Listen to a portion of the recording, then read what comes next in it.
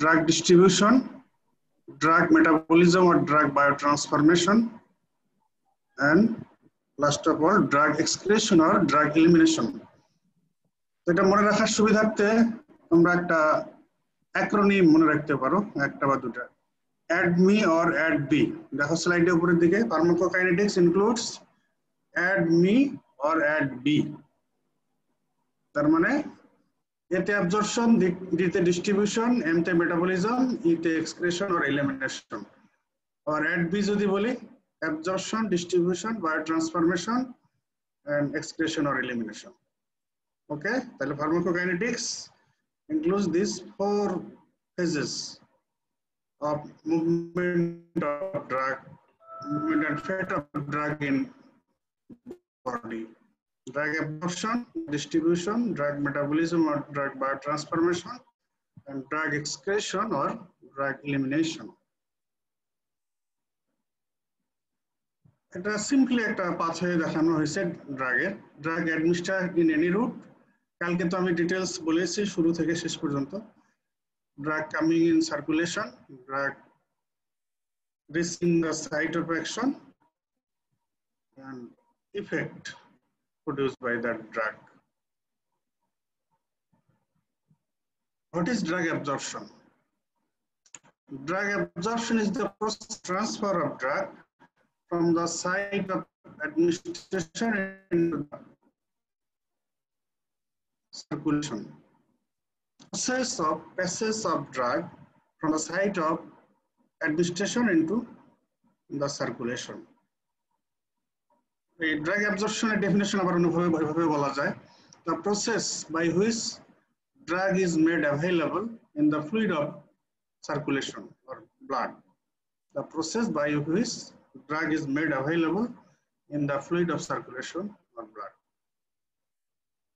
আমাদের site of administration থেকে যে ব্যারিয়ার ক্রস করে, মেমব্রেন ক্রস করে সার্কুলেশনে পৌঁছে যায়, এটাকেই বলা হচ্ছে ড্রাগ অ্যাবজর্পশন। তো যদি ওরাল রুটে ড্রাগ অ্যাডমিনিস্ট্রেশন করা হয়, তাহলে যেই ট্র্যাক থেকে স্টোমাক ইন্টেস্টাইন থেকে সার্কুলেশনে যাবে। যদি পাররেক্টাল রুট, যদি ড্রাগ পাররেক্টাল, তো রুটস অফ অ্যাডমিনিস্ট্রেশন আমাদের ম্যাডাম পড়ানো কথা। কিছু কিছু ড্রাগ পাররেক্টাল রুটেও অ্যাডমিনিস্ট্রেশন করা হয়। তো যদি পাররেক্টাল রুটে দেওয়া হয় তাহলে রেকটাম থেকে সার্কুলেশনে যাবে, রেকটাল সার্কুলেশন আছে এখানে। যদি ইন্ট্রামাসকুলার রুটে দেওয়া হয় তাহলে মাসেলস থেকে সার্কুলেশনে।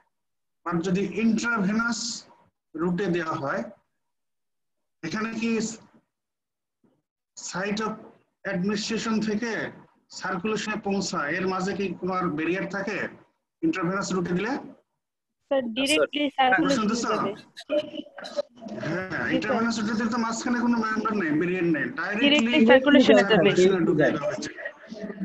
So there is no question of absorption if drug is given intravenously. যদি আইভি রুটে দেওয়া হয় তাহলে ড্রাগ অ্যাবজর্পশনের কোনো বিষয় নাই, ডাইরেক্টলি এটা আইভিতে অ্যাভেলেবল হয়ে যাচ্ছে। তার মানে ইন্ট্রাভেনাস রুটে দিলে যে ড্রাগটা দেওয়া হয় ইন্ট্রাভেনাস রুটে, তার কত পার্সেন্ট সার্কুলেশনে পৌঁছে? 100% স্যার। 100%। তার মানে যা অ্যাডমিনিস্ট্রেশন করা হয় তার 100%ই আমাদের বডিতে সিস্টেমিক সার্কুলেশনে অ্যাভেলেবল হয়ে যায়। এই রিলেশনে তোমাদের একটা টার্ম পরে, একটু পরে হয়তো যদি সময় হয় আজকেও বলা হতে পারে, সেটা হচ্ছে একটা ড্রাগ অ্যাডমিনিস্ট্রেশনের পরে আমরা দেখতেছি যে ইন্ট্রাভেনাস রুটে দিলে তার পুরোটাই 100% অ্যাভেলেবল হয়ে যাচ্ছে সার্কুলেশনে। তো এটাকে বলা হয় যে একটা ড্রাগ দেওয়ার পরে এর কত পার্সেন্ট সিস্টেমিক সার্কুলেশনে অ্যাভেলেবল হয়, এটাকেই বলা হয় bio availability of that drug. Bio availability মানে বায়োলজিক্যাল সিস্টেমে ওই ড্রাগটা অ্যাডমিনিস্ট্রেশনের পরে কত পার্সেন্ট অ্যাভেলেবল হয়ে যায়, সেই থেকে নাম হচ্ছে বায়ো অ্যাভেলেবিলিটি। তো অন্যান্য রুটে যদি দেওয়া হয়, যেমন ওরাল রুটে, পাররেক্টাল রুটে, ইন্ট্রামাসকুলার রুটে, এইসব রুটে কত পার্সেন্ট হবে bio availability? So less than 100%. বলবো 100%। 100% হতে পারে না? না স্যার। পারে কিনা বল? না, পারে না স্যার। কোন ড্রাগ যদি ওদিক দিয়ে গিয়ে পুরোটাই অ্যাবজর্পশন হয়ে যায় তাহলে তার 100% হবে না?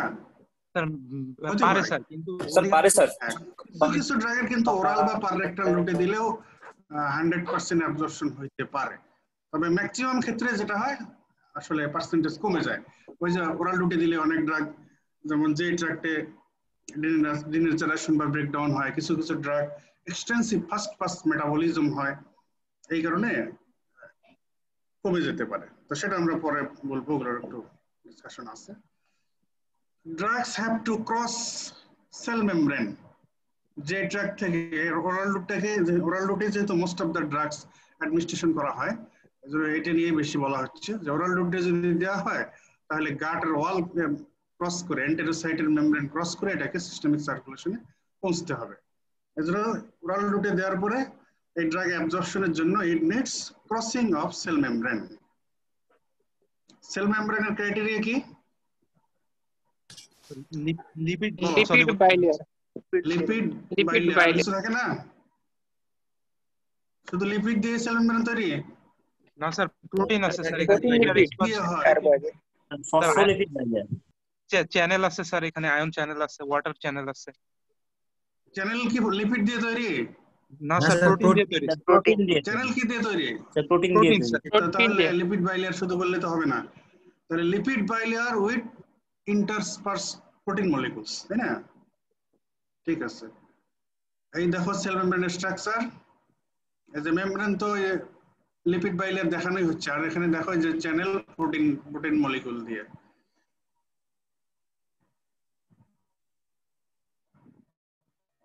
Lipid bilayer with interspersed protein or layers of protein, এই হচ্ছে cell membrane constitution.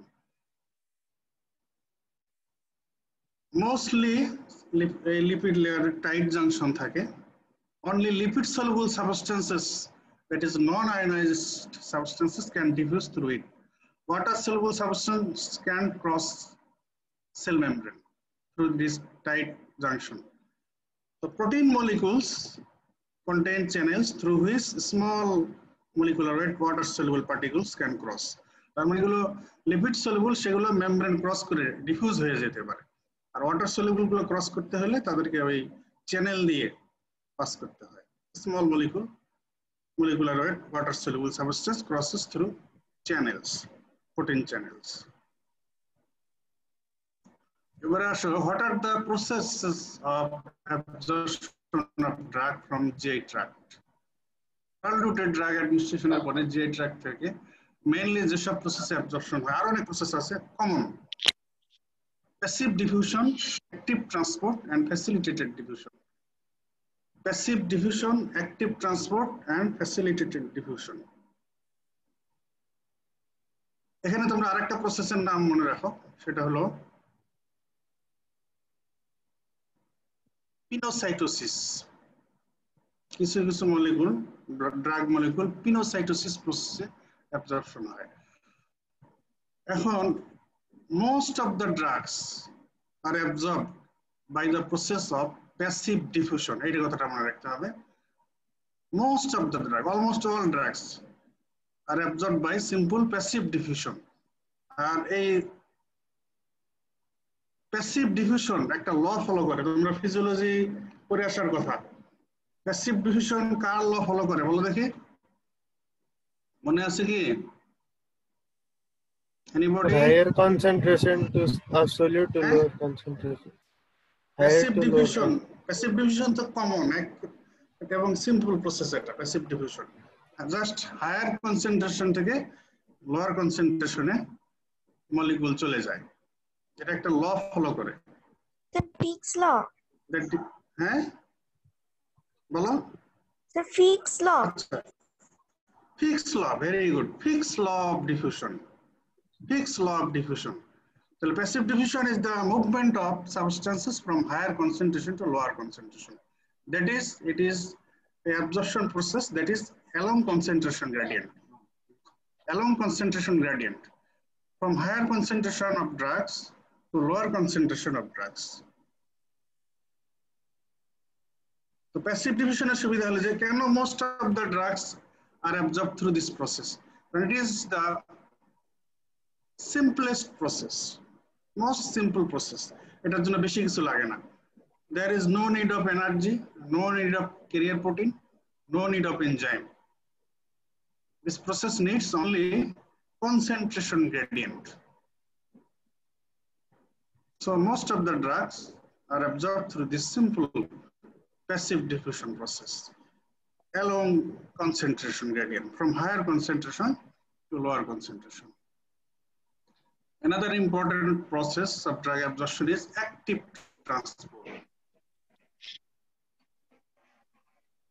It is the process of movement of substance from lower concentration to higher concentration with active expenditure of energy.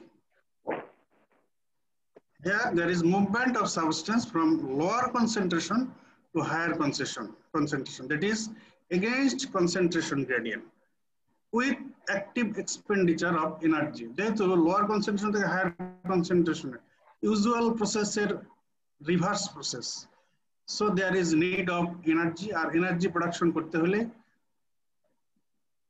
enzyme লাগবে, enzyme system লাগবে, আর এখানে এই active process এ মলিকুলটাকে pass করে দেওয়ার জন্য carrier protein লাগবে। তাহলে the movement of substances from lower concentration to higher concentration or against concentration gradient with expenditure of energy in presence of carrier protein. This is active transport. So active transport needs energy, carrier, enzyme system, and it occurs against concentration gradient. Iron, iodine,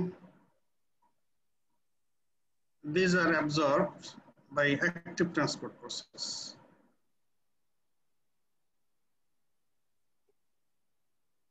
Now facilitated diffusion. Another important process of absorption of drug is facilitated diffusion. This process is also concentration gradient. Diffusion মানে এটা concentration gradient এর ফেভারে movement of molecules. So this is also a process that occurs along concentration gradient like passive diffusion, like simple passive diffusion, but it needs a specialized carrier mediated system. So needs a carrier protein. So movement of substances from higher concentration to lower concentration with the help of a specialized carrier protein or carrier system is known as facilitated diffusion. Absorption occurring by facilitated diffusion. Here an example is absorption of vitamin B12 in terminal ileum. Absorption of vitamin B12 in terminal ileum is a facilitated diffusion process. এখানে active transport, passive transport process গুলো দেখানো আছে, আমরা pass করে যাই। যেটা বলতেছিলাম, most of the drugs are absorbed through simple passive diffusion, and this simple passive diffusion process follow a law known as Fick's law of diffusion. Passive diffusion or passive flux of molecule down a concentration gradient is given by Fick's law. Fick's law of diffusion. You should remember this Fick's law of diffusion. What is Fick's law? According to Fick's law of diffusion, flux,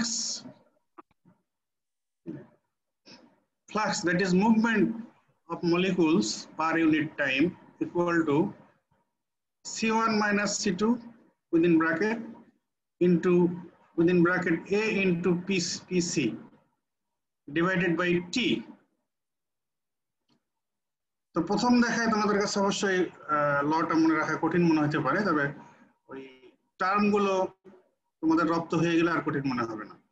flux মানে হলো diffusion or movement of molecules per unit time equal to C1 minus C2 within bracket into A into PC within bracket divided by T.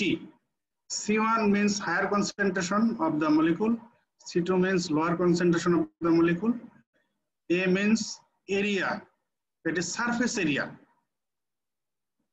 of the diffusing membrane. PC equal to permeability coefficient and T equal to thickness of the membrane. C1 higher concentration, C2 lower concentration, A surface area, PC permeability coefficient, and T thickness of the membrane.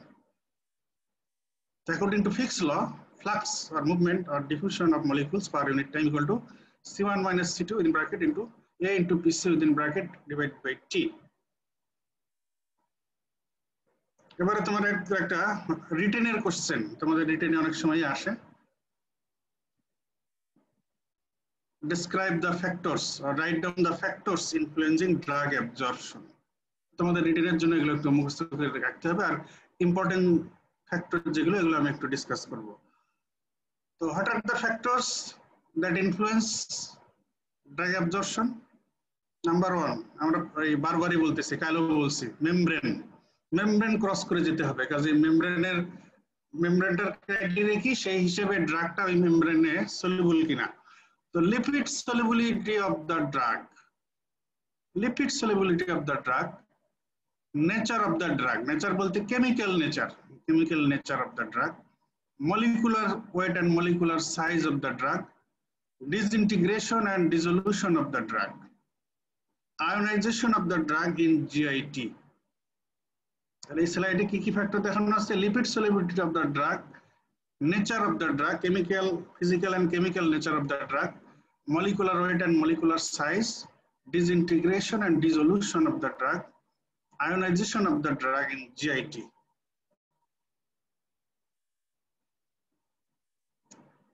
PK of the drug, pH of the media, যে media থেকে ড্রাগটা absorption হবে, যেমন orally দিলে stomach and intestine, GI tract থেকে। PK of the drug, pH of the drug, surface area of the absorptive surface, motility of GIT, motility of gut. PK of the drug, pH of the drug, surface area of the absorptive surface, motility of GIT or motility of gut.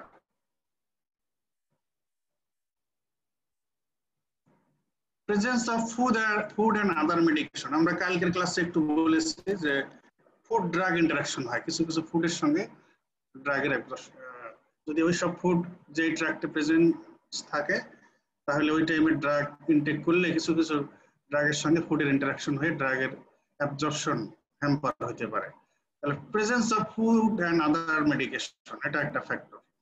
Blood supply at the absorptive area, destruction of drug in GI tract, এটা আমরা কালকে বলেছি একটু যে কিছু কিছু drug GI ট্র্যাক্টের distraction হয়ে যায়। যেমন আমরা বললাম যদি ইনসুলিন, হেপারিন এগুলো দেওয়া হয় তাহলে ডাইজেস্টিভ এনজাইম দ্বারা ব্রেকডাউন হয়ে যায়। বেনজাইল পেনিসিলিন দিলে গ্যাস্ট্রিক HCl দ্বারা ব্রেকডাউন হয়ে যায়। তো এটা একটা ফ্যাক্টর, যদি ডিস্ট্রাকশনই হয়ে যায় যে ট্র্যাক্টে তাহলে তো অ্যাবজর্পশন কমে যাবে, যা দেওয়া হয়েছিল পুরোটা সার্কুলেশনে পৌঁছবে না। তাহলে এগুলো হলো ফ্যাক্টর। আবার দেখাই lipid solubility of the drug, chemical and physical nature of the drug, molecular weight, molecular size of the drug, disintegration and dissolution of the drug, ionization of the drug in GIT, PK of the drug, pH of the media, surface area of the absorptive surface, motility of GI tract or motility of gut, presence of food and other medication, blood supply at the absorptive area, and destruction of drug in GIT. তো এখানে এরপর আরেকটা factor তোমরা এখানে লিখতে পারো, যদিও distraction of drug in GIT এর মধ্যে এটা ফেলানো যায় বা আলাদাভাবে বলাটাই বেটার, যেহেতু ভেরি ভেরি ইম্পর্টেন্ট। সেটা হলো কালকে একটু বলেছি, সেটা হলো first pass metabolism of drug or pre-systemic effect or pre-systemic metabolism or biotransformation of drug. এটা একটা যদি যে ড্রাগের সিগনিফিক্যান্ট ফার্স্ট পাস মেটাবলিজম হবে, লিভারে মেটাবলিজম হয়ে যাবে, সেই ড্রাগের অ্যাবজর্পশন তো পুরোটা হবে না, কমে যাবে। তাহলে another ফ্যাক্টর তোমরা এরপরে লিখে রাখো, first pass metabolism of drug. আচ্ছা, এবার আমরা যে ফ্যাক্টর গুলো বললাম এগুলো একটু একটু ডিসকাস করি, যেগুলো ইম্পর্টেন্ট কথা। তো যেহেতু মেমব্রেন ক্রস করে ড্রাগকে অ্যাবজর্পশন হইতে হবে, আর মেমব্রেন হচ্ছে মূলত লিপিড বাইলেয়ার, তো এই জন্য যদি লিপিড সলিউবল হয় ড্রাগ তাহলে সেই ড্রাগ ভালো অ্যাবজর্পশন হবে। Lipophilic drug molecules penetrate membranes, but hydrophilic molecules cannot penetrate. So more the lipid solubility of the drug, more the absorption of the drug. More the water solubility of the drug, less the absorption of the drug. More lipid soluble, more absorption. Less lipid soluble, less absorption. More water soluble, less absorption. Less water soluble, more absorption. এই হলো solubility রিলেশনে অ্যাবজর্পশনের কথা। For nature, chemical nature, acidic or basic nature of drug affects absorption in stomach and intestine. এগুলো শুধু একটা factory না, ড্রাগের chemical nature আবার মিডিয়া আবার অ্যাসিডিক নাকি বেসিক, এই দুটা ইন্টারলিঙ্কড এখানে। তাই জন্য এটা আমরা পরে যখন মিডিয়ার রিলেশন ডিসকাস করবো একসঙ্গে এই দুটো কথা ডিসকাস করবো। তাহলে শুধু এখানে এটা বলে রাখো যে অ্যাসিডিক ড্রাগের অ্যাবজর্পশন আর বেসিক ড্রাগের অ্যাবজর্পশন এটা ভেরি করবে। মলিকুলার সাইজ, এটা বোঝাই যায় যে ড্রাগের সাইজ যত ছোট হবে সেটার অ্যাবজর্পশন তত বেশি হবে, বড় হলে অ্যাবজর্পশন হতে প্রবলেম। তাহলে smaller the size more the absorption, the smaller in size the more absorption. যত ছোট সাইজ তত ভালো অ্যাবজর্পশন, বড় সাইজ হলে absorption difficult. Disintegration and dissolution, এটা আমরা এই দুটো আমরা কালকে বলেছি। ওরালি ড্রাগ অ্যাডমিনিস্ট্রেশনের পরে পেশেন্ট যখন সোয়ালো করার পরে ওই লার্জ ড্রাগ পার্টিকেল এটা ব্রেকডাউন হয়ে স্মলার পার্টিকেল হয়ে যায়, দিস ইজ ডিসইন্টিগ্রেশন। এরপরে যখন ওই স্মলার পার্টিকেল গুলো ডিজলভ হয়ে যায় লুমিনাল ফ্লুইডে, দিস ইজ ডিসলিউশন। অ্যাবজর্পশনের আগে তাকে ডিসলিউশন হইতে হবে, ডিসলিউশন হইলে এরপর এখান থেকে অ্যাবজর্পশন হইতে পারবে। তো এই ডিসইন্টিগ্রেশন এন্ড ডিসলিউশনের টাইম এন্ড রেট এর উপর ড্রাগ অ্যাবজর্পশন ভেরি করবে। তো কোন ড্রাগ ওরালি দেওয়ার পরে ডিসইন্টিগ্রেশন হয়ে গেল খুব তাড়াতাড়ি, তাহলে সেটা অ্যাবজর্পশন ডিসইন্টিগ্রেশন আর ডিসলিউশন খুব তাড়াতাড়ি যদি হয়ে যায় তাহলে এটার অ্যাবজর্পশন ভালো হবে। আর কোন ড্রাগের যদি ডিসইন্টিগ্রেশন এন্ড ডিসলিউশন এটা যদি ডিলে হয় বা পুরোটা না হয় তাহলে সেটার অ্যাবজর্পশন কম থাকবে। Next, ionization of the drug in GIT. Ionisation,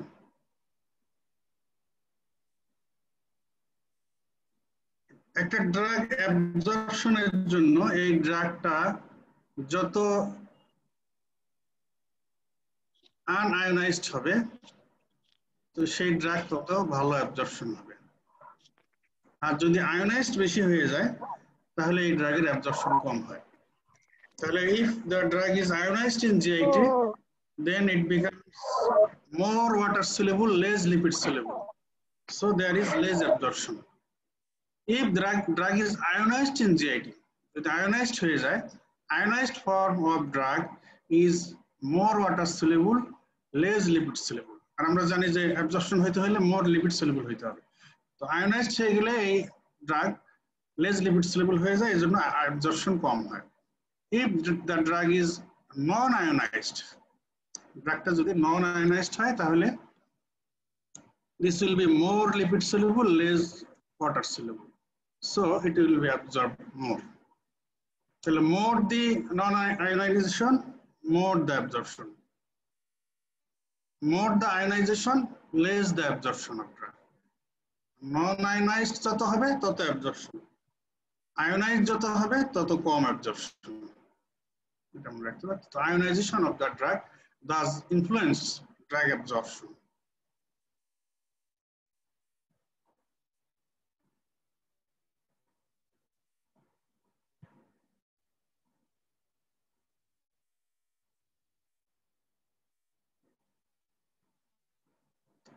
এই যে দেখো এখানে আমরা দেখিয়েছি ionized molecule, that is water soluble molecule. এই যে ড্রাগ মলিকুলটা দেখানো হয়েছে এটা এই যে সেল মেমব্রেনের এই পাশে আটকে গেল, এটা ক্রস করতে পারলো না, তার মানে হলো অ্যাবজর্পশন হলো না।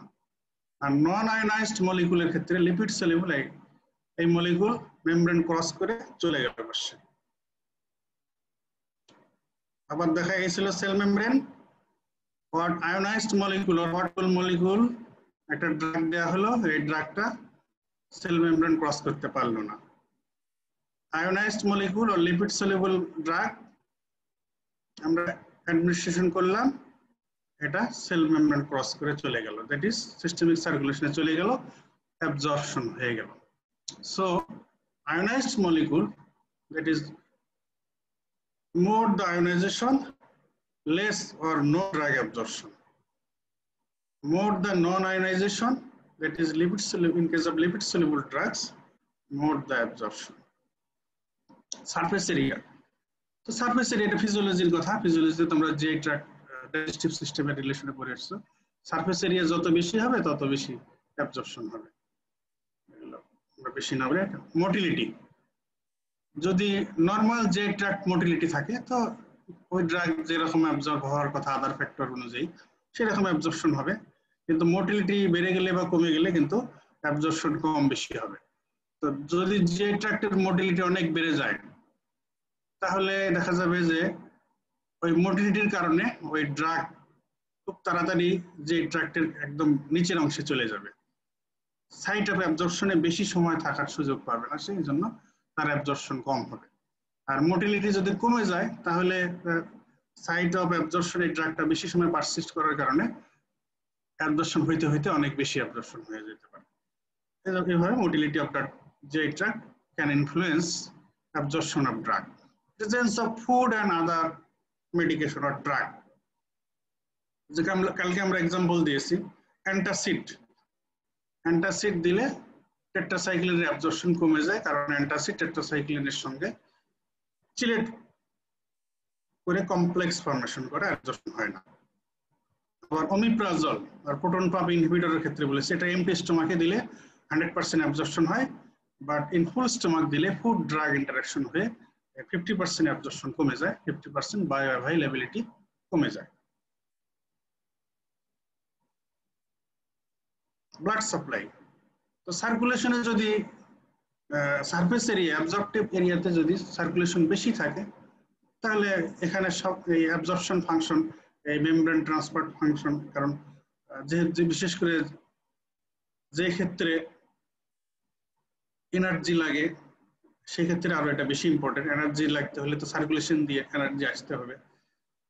More the circulation, more the maintenance of concentration gradient, more maintenance of energy, more absorption. Circulation দিয়ে ওই মলিকুলটাও ওখানে বেশি আসবে, তাহলে ব্লাড সাপ্লাই যত বেশি অ্যাবজর্পশন তত বেশি, সিম্পলি কথা হলো। Distraction of drug in GIT very very important, কালকে কিন্তু এটা ডিসকাস করেই ফেলেছি, তো এই অ্যাবজর্পশনের রিলেশনও এটা এসে গেল। সাম ড্রাগস আর destroyed in GIT.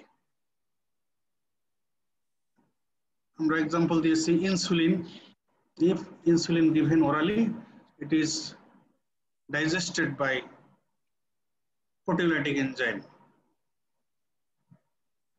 if heparin given orally it will be digested by carbohydrate splitting enzyme in intestine, pancreatic amylase. benzyl penicillin যদি orally দেওয়া হয় গ্যাস্ট্রিক এসিড দ্বারা এটা ডিস্ট্রয় হয়ে যায়। আর আমরা বলেছি catecholamines, এটা দিলে monoamine oxidase and catechol or methyl transferase enzymes present in GI tract and liver breakdown করে ফেলবে। এছাড়া অ্যামাইনোগ্লাইকোসাইডস, অবশ্য এটা ডিস্ট্রাকশন না, এটা ডিস্ট্রাকশন হিসেবে এটা আনা যাবে না, ডিস্ট্রাকশন বললে এই কয়টাই। আচ্ছা, এবারে আমরা ওই যে বলেছিলাম যে ড্রাগের কেমিক্যাল নেচার এবং পিএইচ অফ দা মিডিয়া, যে মিডিয়া থেকে ড্রাগটা অ্যাবজর্পশন হওয়ার কথা, এই মিডিয়া এবং ড্রাগের কেমিক্যাল নেচার এই দুইটা লিঙ্কড ফ্যাক্টর। প্রথমে দেখি আমরা acidic drug in acidic pH. Acidic drug acidic pH এ লেস আয়োনাইজড, আর আমরা আগেই বললাম যে আয়োনাইজেশনের ব্যাপার যত কম আয়নাইজেশন তত ভালো অ্যাবজর্পশন। তো অ্যাসিডিক ড্রাগ যদি দেওয়া হয় তাহলে এটা অ্যাসিডিক মিডিয়া, তার মানে আমাদের যে ট্র্যাক্টের স্টোমাকের গ্যাস্ট্রিক জুসের পিএইচ অ্যাসিডিক। তো অ্যাসিডিক ড্রাগ এই স্টোমাকে কিন্তু তেমন অ্যাবজর্পশন হবে না, কারণ যেহেতু ড্রাগও অ্যাসিডিক আর স্টোমাকের গ্যাস্ট্রিক জুসের পিএইচও অ্যাসিডিক, সেই জন্য এখানে drug will be less ionized or not ionized, so drug remain more lipid soluble, more absorption. Acidic drug in acidic pH less ionized, so more lipid soluble, more absorption. And acidic drug in alkaline pH, the drug will be more ionized, so late lipid soluble, less absorption. That is in intestine. তার মানে হলো acidic drug হলে সেটা gastric absorption এটা হওয়ার chance আছে, কারণ acidic drug acidic মিডিয়াতে আয়োনাইজড হবে না। আয়োনাইজড না হলে এটা লিপিড সলিউবল থাকবে, এটা স্টোমাকের মেমব্রেন ক্রস করে অ্যাবজর্পশন হয়ে যেতে পারে। But acidic drug in alkaline pH যদি হয়, অ্যালকালাইন পিএইচ হচ্ছে ইন্টেস্টাইনে, তাহলে অ্যাসিডিক ড্রাগ অ্যালকালাইন পিএইচে মোর আয়োনাইজড হবে, আর মোর আয়োনাইজড হলে সেটা লেস লিপিড সলিউবল হবে, লেস অ্যাবজর্পশন হবে। আবার যদি ওটা উল্টা হয়, basic drug in acidic pH, আমরা এতক্ষণ acidic drug acidic and alkaline পিএইচে কি ঘটনা ঘটে অ্যাবজর্পশনে এটা বললাম। এবারে basic drug or alkaline drug in acidic pH and alkaline drug in alkaline pH কি ঘটনা ঘটবে? Basic drug in acidic pH more ionized, so less lipid soluble, less absorption, that is in a stomach. Our basic drug in alkaline pH less ionized, so more lipid soluble, more absorption, that is in intestine. তাহলে acidic drug in acidic pH or acidic media, more absorption. Acidic drug in alkaline media, less absorption. Basic drug in acidic pH, less absorption. Basic drug in alkaline pH, more absorption. এগুলো এখন হয়তো মাথায় ঢুকাইতে একটু কঠিন মনে হবে, বুঝতে বুঝতে পড়লে পরে আস্তে আস্তে কনসেপশন ক্লিয়ার হয়ে যাবে।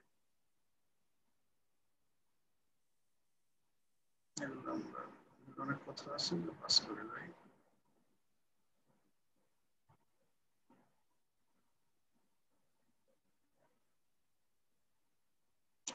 তাহলে এখানে আমরা এই ড্রাগ অ্যাবজর্পশনের রিলেশনে এই আয়োনাইজেশনের বিষয় আর সলিবিলিটির বিষয় আর ড্রাগের কেমিক্যাল নেচারের বিষয়, এই তিনটে কথা মনে রাখি।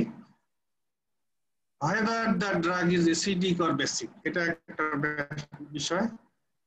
pK of the drug and pH of the media, তাহলে ড্রাগের chemical nature and pH of the media আর সাথে pK, এই তিনটে ফ্যাক্টর এই ড্রাগ অ্যাবজর্পশনের সাথে ড্রাগের chemical nature, pK and pH linked.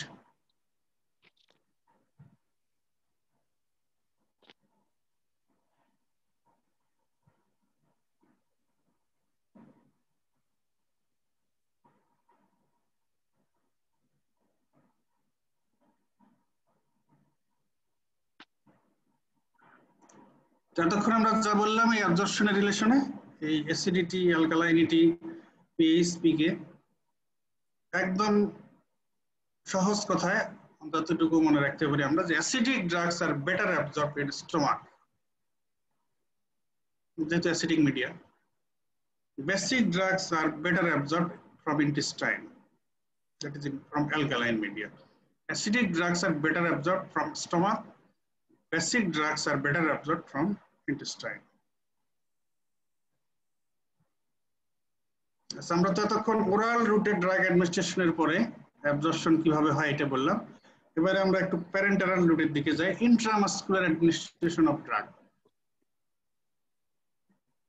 যে ট্র্যাক্টে যেমন এন্টেরোসাইটের মাঝে একটা টাইট জাংশন ছিল, ইন্ট্রামাসকুলার অ্যাডমিনিস্ট্রেশনের পরে এখানে কিন্তু এরকম কোনো টাইট জাংশন নাই। এন্ডোথেলিয়াল সেলস অফ ক্যাপিলারি এর মাঝে যে গ্যাপ আছে, তো large molecular water soluble drugs can pass through this gap.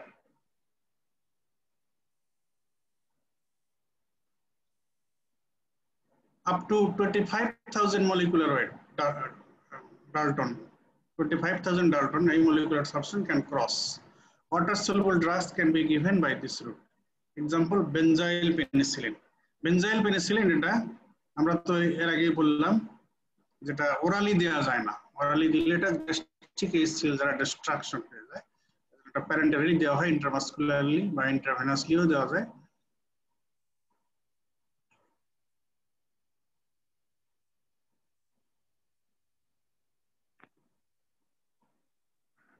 অ্যাবজর্পশনের relation একটা টার্ম একটু বলেছিলাম, যে কোনো রুটে ড্রাগ অ্যাডমিনিস্ট্রেশন করার পরে এই ড্রাগটা সিস্টেমিক সার্কুলেশনে পৌঁছে যাওয়া, এটাই হচ্ছে, এই প্রসেসটাই হচ্ছে ড্রাগ অ্যাবজর্পশন। এখন এই পথে অনেক সময় অনেক কিছু বাধা হয়ে দাঁড়াতে পারে। যেমন আমরা দেখলাম যে কিছু ড্রাগ যেই ট্র্যাক্টে ডিস্ট্রাকশন হয়ে যায়, আবার কিছু ড্রাগ অ্যাবজর্পশনের পর পোর্টাল সার্কুলেশন দিয়ে সিস্টেমিক সার্কুলেশনে পৌঁছবে, এই পথে লিভারে যখন যায় লিভার মেটাবোলাইজ করে ফেলে।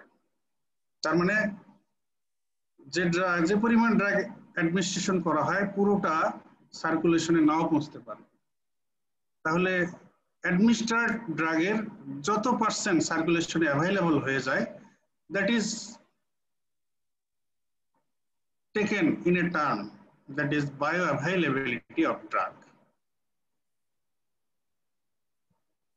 বায়োলজিক্যাল সিস্টেমে or our systemic সার্কুলেশনে যে ড্রাগটা যে পরিমাণ ড্রাগ অ্যাভেলেবল হয়ে যায় after administration by any route, that is known as bioavailability of that drug. Bio means blood or systemic circulation. Availability means how much available in blood. এই হিসেবে bioavailability of drug simply বললে percentage of administered drug available in the systemic circulation. Bioavailability is the percentage of administered drug available in systemic circulation. তোমরা কি শুনতেছো? জি sir. জি sir. জি sir. তো বলো দেখি, একটা drug আমরা অ্যাডমিনিস্ট্রেশন করলাম 200 মিলিগ্রাম, এটা ব্লাডে পৌঁছলো 100 মিলিগ্রাম, তাহলে এর বায়োঅ্যাভেলেবিলিটি কত? 50% স্যার। 50% স্যার। 200 মিলিগ্রাম অ্যাডমিনিস্ট্রেশন করতেছি আর সার্কুলেশনে পৌঁছলো 100 মিলিগ্রাম, তাহলে বায়োঅ্যাভেলেবিলিটি কত? 50% sir. 50%. This is the concept of bioavailability. Okay. 100 milligram, এখানে একটা एग्जांपल দেওয়া হয়েছে, আমি তো তোমাদের 200 আর 100 বললাম, 100 মিলিগ্রাম দেওয়া হয়েছে ওরালি, 60 মিলিগ্রাম সিস্টেমিক সার্কুলেশনে পৌঁছলো, তাহলে এর বায়োঅ্যাভেলেবিলিটি ওরালি হবে 60%. আচ্ছা, আমরা এই অ্যাবজর্পশনের সময় একটা কথা বলে ফেলেছিলাম, ওই কথাটাই এখানে রিপিটিশন হচ্ছে, যে যদি ইন্ট্রাভেনাস রুটে কোনো ড্রাগ দেওয়া হয়, there is no question of absorption, তাই না? The drug is administered directly into blood, তো তাহলে এর বায়োঅ্যাভেলেবিলিটি হবে 100%। যেহেতু এটাকে মডিফাই করা, অল্টার করা বা রিডিউস করার কোনো ব্যাপার নেই, তো আইভি রুটে যে ড্রাগগুলো দেওয়া হয় তাদের বায়োঅ্যাভেলেবিলিটি 100%। বাট আদার রুটে দিলে কোনো ক্ষেত্রে, কোনোটার ক্ষেত্রে 100%ও হইতে পারে, আর ম্যাক্সিমাম ক্ষেত্রেই দেখা যায় লেস দেন 100% হয়। There is a formula of calculation of bioavailability. Oral bioavailability equal to amount of drug in the circulation after an oral dose into 100 divided by amount of drug in the circulation after an IV dose. আচ্ছা, এখানে কিন্তু IV dose বলা হয়েছে, আর আমরা একটু আগে তোমাদের বললাম যে টোটাল দেওয়া হলো এত, পাওয়া গেল এত। তো এখানে IV ডোজ মেনশন করার উদ্দেশ্য হলো, যেহেতু IV ডোজে যে কোনো ড্রাগের বায়োঅ্যাভেলেবিলিটি 100%, সেই জন্য টোটালটাকে IV ডোজ দিয়ে আমরা এখানে বোঝাচ্ছি। তাহলে oral bioavailability equal to amount of drug in the circulation after an oral dose into 100 divided by amount of drug in the circulation after an IV dose.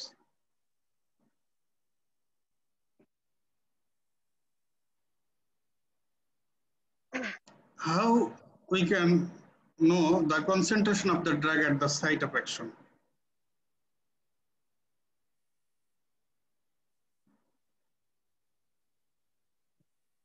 The rate and extent to which the active ingredient becomes available at the site of action in unchanged form.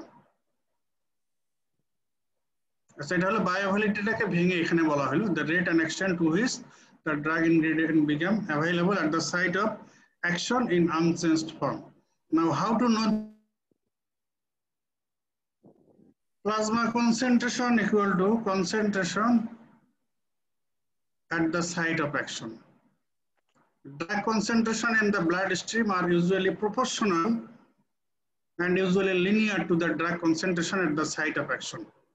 We usually measure plasma concentration to represent the concentration of drug at the site of action. একটা ড্রাগের action পাইতে হলে, effect পাইতে হলে এই ড্রাগটার adequate concentration ওই target সাইটে পৌঁছতে হবে।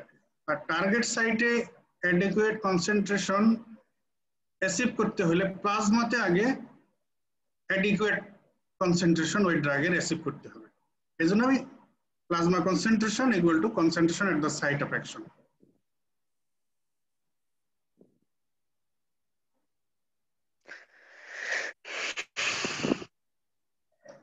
Now, for assessing bioavailability,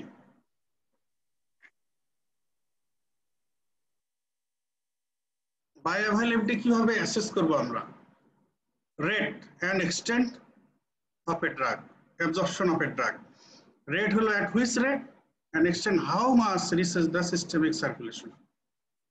Rate and extent of absorption of a drug is assessed by a curve known as bioavailability curve. To assess the rate and extent of drug absorption, we study a curve known as bioavailability curve. এই curve দিয়ে বোঝা যাবে যে একটা ড্রাগের bioavailability কি রকম। The rate and extent of bioavailability of a drug is assessed by this bioavailability curve. It is also known as time plasma concentration curve. এই কার্ভে x axis এ টাইম প্রেজেন্ট করা হয় আর y axis এ plasma concentration present করা হয়। It is the time plasma concentration curve. এই রিলেশনে কিছু term আছে Cmax, Tmax, AUC. This figure is the bioavailability curve. এটা দেখো তোমরা প্রথম থেকে এই ভার্টিক্যাল অ্যাক্সিসে প্লাজমা ড্রাগ কনসেন্ট্রেশন এটাকে রিপ্রেজেন্ট করা হচ্ছে আর ট্রান্সভার্স অ্যাক্সিসে আর হরিজন্টাল অ্যাক্সিসে টাইম এটাকে রিপ্রেজেন্ট করা হচ্ছে। তো একটা ড্রাগ অ্যাডমিনিস্ট্রেশন করা হলো, এই ড্রাগটা অ্যাবজর্পশন হইতে থাকলো এবং সিস্টেমিক সার্কুলেশনে অ্যাভেলেবল হইতে থাকলো, concentration of the drug in circulation এটা অ্যাচিভ করতে থাকলো। তো কনসেন্ট্রেশন বাড়তে একটা লেভেলে চলে গেল peak. This is maximum drug concentration. এটা হচ্ছে Cmax, যতটুকু ম্যাক্সিমাম যতটুকু কনসেন্ট্রেশন প্লাজমাতে অ্যাচিভ হলো, this is Cmax of the drug. আর এই ম্যাক্সিমাম ড্রাগ কনসেন্ট্রেশন অ্যাচিভ করতে যত টাইম লাগলো, যত সময় লাগলো, দিস ইজ Tmax। তো পিক কনসেন্ট্রেশনের পরে এরপরে কিন্তু আবার ড্রাগের প্লাজমা কনসেন্ট্রেশন ফল করতেছে, কারণ এই ড্রাগটা বডিতে ডিস্ট্রিবিউশন হয়ে যাচ্ছে বিভিন্ন জায়গায়, মেটাবোলাইজড হয়ে এরপরে এক্সক্রিটরি রুট দিয়ে এক্সক্রিশন হয়ে যাচ্ছে। এই কারণে কনসেন্ট্রেশন আবার ফল করতেছে। তো ড্রাগের বায়ো অ্যাভাইলেবিলিটি কার্ভটা সাধারণত এরকম শেপ হয় যে অ্যাডমিনিস্ট্রেশনের পরে উইদিন এ শর্ট টাইম ড্রাগটার পিক প্লাজমা কনসেন্ট্রেশন অ্যাচিভ করে, এরপরে আবার ওই পিক থেকে গ্রাজুয়ালি কনসেন্ট্রেশন ফল করতে থাকে, ফল করতে করতে আবার বেজ লাইনে চলে আসে। তাহলে এখান থেকে আমরা Cmax আর Tmax পেয়ে গেলাম। আর এই কার্ভের আন্ডারে যতটুকু এরিয়া, এই যে একটা পেপার, যদি এটা আমরা গ্রাফিক্যালি গ্রাফ পেপারে যদি এটাকে আঁকি, ড্র করি, তাহলে এই পেপারটার যত পার্সেন্টেজ এই কার্ভের আন্ডারে পড়ে গেল, area, and this is known as area under curve. এই পুরো এরিয়া আন্ডার কার্ভটা ইন্ডিকেট করবে এই ড্রাগের বায়োঅ্যাভেইলেবিলিটি, এরিয়া আন্ডার কার্ভ। তাহলে T max, C max, area under curve, ওই বায়োঅ্যাভেইলেবিলিটি কার্ভ দেখানো হয়েছে। অ্যাডমিনিস্ট্রেশন করা হলো, প্লাজমা কনসেন্ট্রেশন রাইজ করতে থাকলো, করতে করতে পিকে চলে গেল, maximum plasma concentration C max. আর এই টাইমটা হচ্ছে যতক্ষণ লাগলো এই ম্যাক্সিমাম প্লাজমা কনসেন্ট্রেশন অ্যাচিভ করতে, টি ম্যাক্স। আর এই যে এরিয়াটা এই কার্ভের আন্ডারে চলে আসলো, area under curve. This is AUC, area under curve.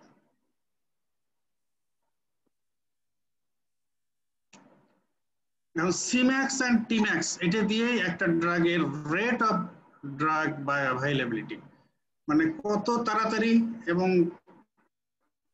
কত কনসেন্ট্রেশন, কত কি রেটে এই ড্রাগটা অ্যাবজর্পশন হয়ে গেছে, এটা বোঝা যায় Cmax and Tmax দিয়ে।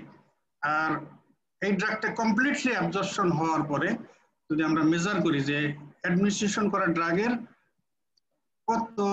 কতটুকু ছিল আর তার মধ্যে থেকে কতটুকু টোটালি অ্যাবজর্ব হয়ে গেছে, এক্সটেন্ট অফ ড্রাগ অ্যাবজর্পশন, এটা indicated by AUC, area under curve.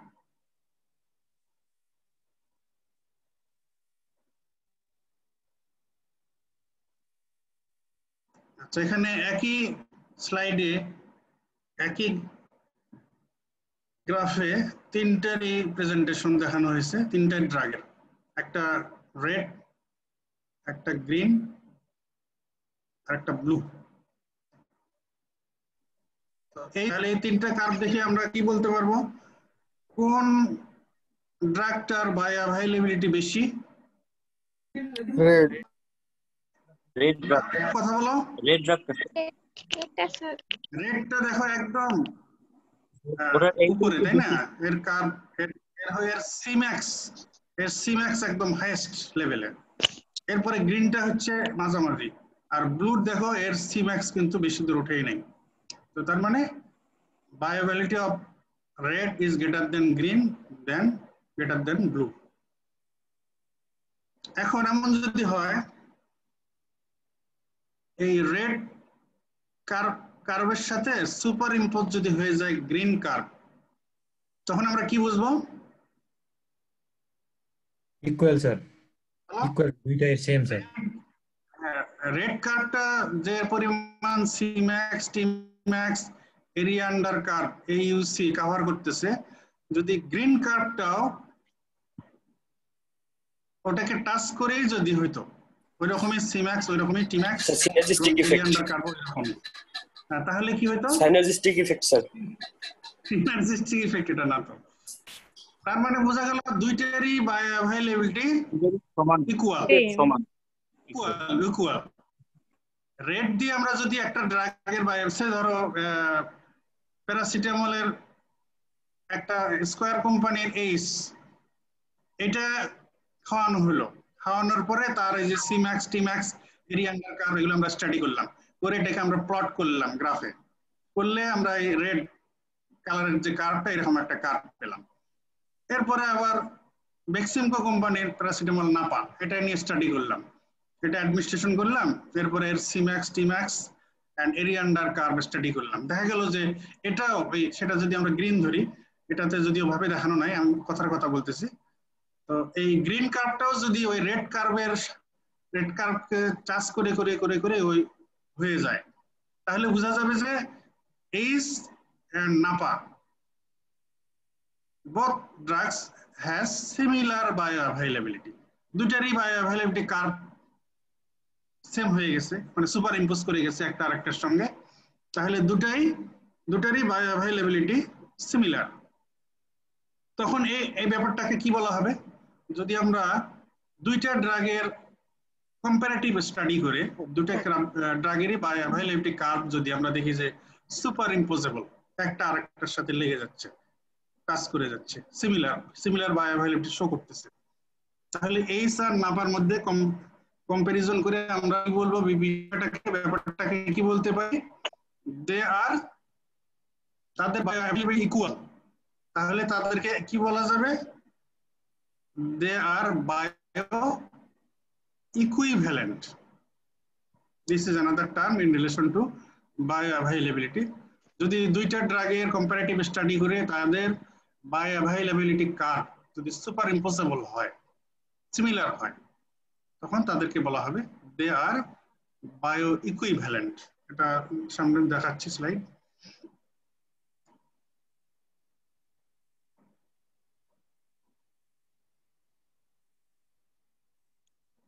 দেখো এখানে কি দেখতে পাচ্ছ বলো দেখি। দুই কোম্পানির ওষুধ।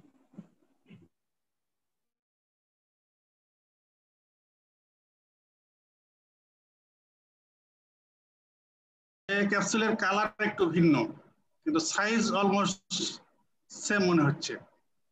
তো এটা দিয়ে এটাই বোঝানো হচ্ছে তোমাদেরকে যে এটা একই জেনেরিক নেমের কোন ড্রাগ ক্যাপসুল হিসেবে দুই কোম্পানি আলাদা আলাদা ভাবে ফর্মুলেট করছে। তো তারা আসলে equal in quality, that is তাদের এটা দিলেও যেরকম ফার্মাকোলজিক্যাল ইফেক্ট পাওয়া যাবে, এটা দিলেও এরকম ফার্মাকোলজিক্যাল ইফেক্ট পাওয়া যাবে। এই জন্য একই সমান দুইটা হাতে একই সাইজের কতগুলো ক্যাপসুল, মানে মনে হচ্ছে একই ধরনের, শুধু কালার ভিন্ন, ব্র্যান্ডটা ভিন্ন। Otherwise, they are equal in bioavailability and so equal in their efficacy, that is in producing effect. So they are bioequivalent. Bioequivalence is the comparative evaluation of drug bioavailability from two different formulations or products that contain the same drugs. তাহলে দুইটা drug নিয়ে এই দুটো আমরা বায়োঅ্যাভাইলেবিলিটি curve study করব, study করে তাদের মধ্যে কম্পেয়ার করব। তো যখন এই কোন কোম্পানি নতুন কোন ড্রাগ মার্কেটে নিয়ে আসে, তো আমরা তো এই যে ড্রাগ রেগুলেটরি বডি বা ড্রাগ রেগুলেটরি অথরিটির কথা বলেছি, তাতে বলেছি যে প্রথমে তো সাধারণত ড্রাগগুলো ওই ইউএসএফডি অ্যাপ্রুভ করে, ইউকে এমএসআরএ এরা অ্যাপ্রুভ করে। তো আমাদের দেশে তো অনেক পরে ড্রাগটা ডেভেলপ করা হয় এবং অ্যাপ্রুভাল তারা নেয়। তো যখন আমাদের দেশের কোনো কোম্পানি কোন একটা ড্রাগ ফার্স্ট মার্কেটিং করে, তো তারা কিন্তু আমাদের ড্রাগ রেগুলেটরি অথরিটিকে এটা বোঝায় যে অরিজিনেটর কোম্পানি, যে অরিজিনেটর ব্র্যান্ড, প্রথম যারা ওই ইউএসএ বা ইউকেতে বা ডব্লিউএইচওর রিলেশনে যারা প্রথম এই ওষুধটা নিয়ে এসছে, তো তারা ওই ড্রাগের যে বায়োঅ্যাভাইলেবিলিটি দেখিয়েছে, যেরকম বায়োঅ্যাভাইলেবিলিটি কার্ভ দেখিয়ে তারা অ্যাপ্রুভাল নিয়ে নিচ্ছে, তো আমাদের ড্রাগটাও আমরা বায়োঅ্যাভাইলেবিলিটি স্টাডি করে ওই রকমই দেখিয়েছি। আমাদের ড্রাগটাও ওই অরিজিনেটর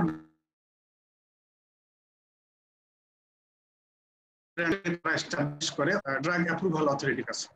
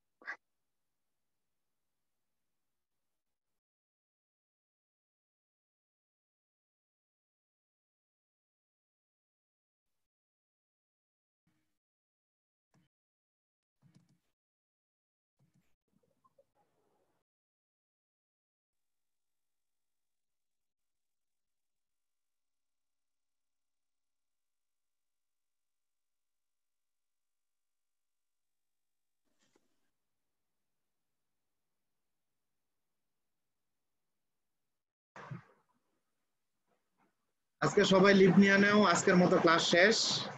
আগামীকাল ইনশাআল্লাহ 11টায় ক্লাস হবে, ঠিক আছে? কারো কোনো জিজ্ঞাসা? ধন্যবাদ ভাই। আচ্ছা, এই যে লিভ দিয়ে দিলাম, ঠিক আছে?